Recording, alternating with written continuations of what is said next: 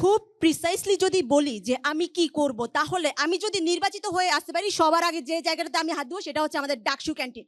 কেন? কারণ সকাল ৮টা বাজে আমার ক্লাস থাকে। যখন ক্লাস শেষ করে আমাকে কেন চিন্তা করতে হবে যে আমি সকালের নাস্তাটা কোন জায়গায় করব? কেন আমাকে হাকিম চত্বর গিয়ে ঘুরতে হবে যে আমি ফ্রাইড রাইস খাবো না খিচুড়ি খাবো? এই জায়গাটাতে আমার মেজর কনসার্ন। সবার আগে আমি যদি নির্বাচিত হয়ে আসতে পারি, তাহলে ডাকসু ক্যান্টিনটাকে আমি সংস্কার করব। এবং আমি সংস্কার করবো না, বেসিক্যালি আমি প্রশাসনকে দিয়ে সংস্কার করাবো। কারণ আমি সংস্কার করার কেউ নই। প্রশাসন কাজ করছে না, প্রশাসনকে দিয়ে কাজ করানো এটাই আমার দায়িত্ব, এবং এই কারণেই আপনারা আমাকে নিযুক্ত করবেন।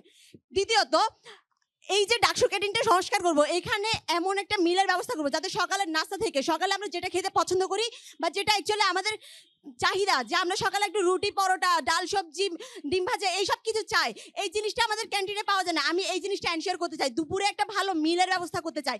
আপনারা হয়তো জেনে থাকবেন, রিসেন্টলি এখানে একটা মিল চার্ট স্টার্ট করা হয়েছে, যেখানে আপনাকে প্যাকেজ আকারে একটা ফুড ডেলিভার করা হয়। বাট আমি মনে করি আমি কি খাবো সেটা আমার চয়েস করা উচিত। এই ক্যাফেটেরিয়া বা ডাকসু ক্যান্টিন সেটা নিশ্চিত করে দিবে না। এবং পাশাপাশি রাত 10টা পর্যন্ত যাতে আমরা ডেডিকেটেডলি খাবার এনশিওর করতে পারি, এই জিনিসটাতে সবার আগে আমি হাত দিব। এবং সেকেন্ডলি, যে সায়েন্সের সাইডের অ্যানেক্স, দেন হচ্ছে মোকাররমের যে ঝুপড়ি, সেখানে আমি নিজে গিয়ে খেয়ে দিয়ে দেখেছি যে তাদেরকে কি পরিমাণ অস্বাস্থ্যকর পরিবেশে খেতে হচ্ছে, এবং সেখানে একটা বেসিন পর্যন্ত নেই। এই যে সমস্যাগুলো, এগুলো আমি ফিল্ড লেভেলে গিয়ে নিজে দেখে এসেছি, এবং এই জিনিসগুলো আমি আমার পরিকল্পনায় রেখেছি। পাশাপাশি আমাদের কার্জনের ক্ষেত্রে একটা বিষয় আপনারা অবশ্যই জেনে থাকবেন, যারা সায়েন্স স্টুডেন্ট আছেন, আপনাদের জন্য নতুন সায়েন্স বিল্ডিং করা হয়েছে, এবং সেখানে একটা ক্যাফেটেরিয়ার জন্য জায়গা বরাদ্দ আছে। যত দ্রুত সম্ভব এই ক্যাফেটেরিয়াটা ওপেন করতে হবে, এবং যে মনোপলি কার্জন এরিয়াতে তৈরি হয়েছে জহিরের টঙের মাধ্যমে, সেই মনোপলি ভেঙে সেখানে একটা ডেডিকেটেড ক্যাফেটেরিয়া আমি নির্মাণের জন্য কাজ করব। অ্যান্ড এটাই হবে আমার প্রথম কাজ।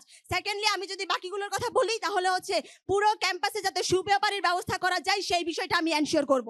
অ্যান্ড থার্ডলি, আমি যদি কাজ করি তাহলে সেন্ট্রাল লাইব্রেরিকে নিয়ে।